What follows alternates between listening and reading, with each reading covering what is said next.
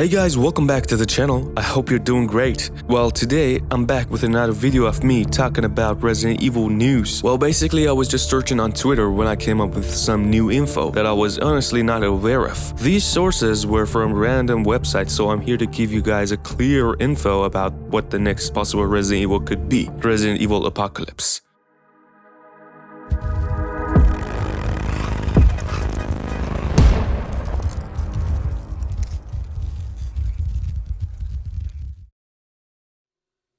Well, firstly, I gotta tell y'all something. There is a lot to take in here. Some might be against it and some might agree.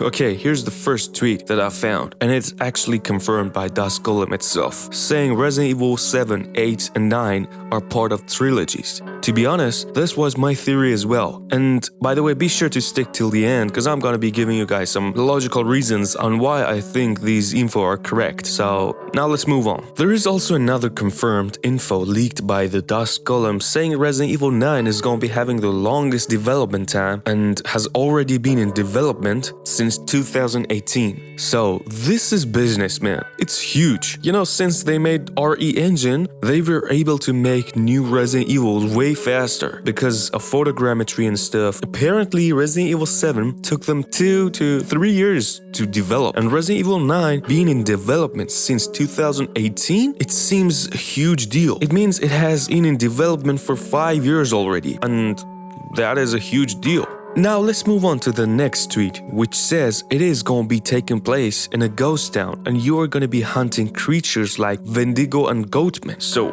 here's the thing. Every time Resident Evil takes a risky approach, they nail it. I mean, not the times they're trying to copy and paste a victory, but when they actually do new stuff. Just like what they did with Resident Evil 4. Not with Resident Evil 5 and 6, because they were some sort of copy. And then we got Resident Evil 7, which is another hit game that took a huge risk in almost every aspect. I know some of you may be against me, but trust me, I think this is gonna be another hit game.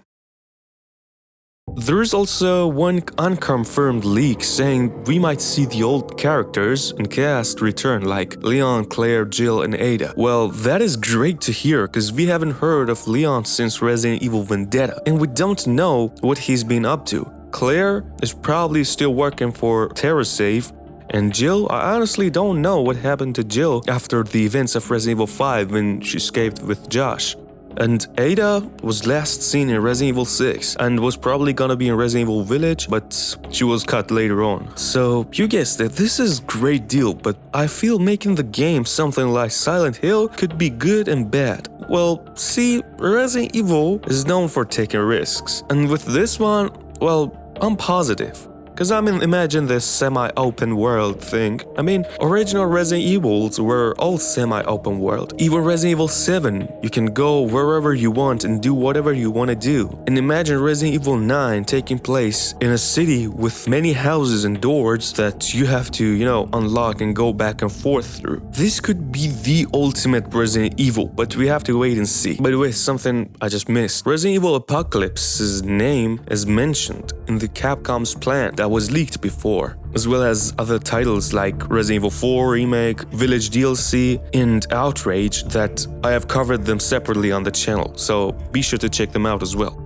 Now let me say why I do think Resident Evil 7, 8, and 9 are gonna be a part of a trilogy. Well, at the end of Resident Evil Village, we see Rosemary that is now grown up, and she still has Ethan's jacket from Resident Evil Village somehow. It's still in one shape after all these years. Anyway, she tells the guard that she can do unexpected things that even Chris Redfield is not aware of. As they drive, they stop by a person, and with the use of a camera mod, you will see that he is Ethan Winters. How did he survive that explosion? Well, probably because he was molded, and he might have regrown from a small chunk of his body that was not destroyed by the explosion. So this was the first reason, but before this Ethan thing at the end, we see BSAA's unit in the village, but they're not people, they're bioorganic weapons, and they look like Chris Redfield for some reason. Now, this means something. I mean, Resident Evil 6's ending was not noting at any future Resident Evil, but this one is. But anyway, why is Ethan still in the same age? We know that Rosemary is like Evelyn, and she's capable of, almost anything. She might have transformed, so we might still be at the same time and she has just shapeshifted. Because she now has Evelyn's power, but at the same time, Ethan's regeneration has to take time, I guess. I mean, it has to take time for Ethan to regrow from a chunk of his body. I think we need to have a conversation about this. I mean, what the settings of Resident Evil 9 could be, why Ethan is still alive, and these stuff. And yeah, that was the info that I could find and tell you guys. Anyway, if you have come so far and enjoyed this video, make sure to give this video a thumbs up, and be sure to check out the channel if you like these sort of content, like Resident Evil news and random topics of Resident Evil. Just check the channel out and subscribe if you're interested, and turn on the notification bell so you can be the first to be notified when I upload the first videos. And as always, thanks for watching.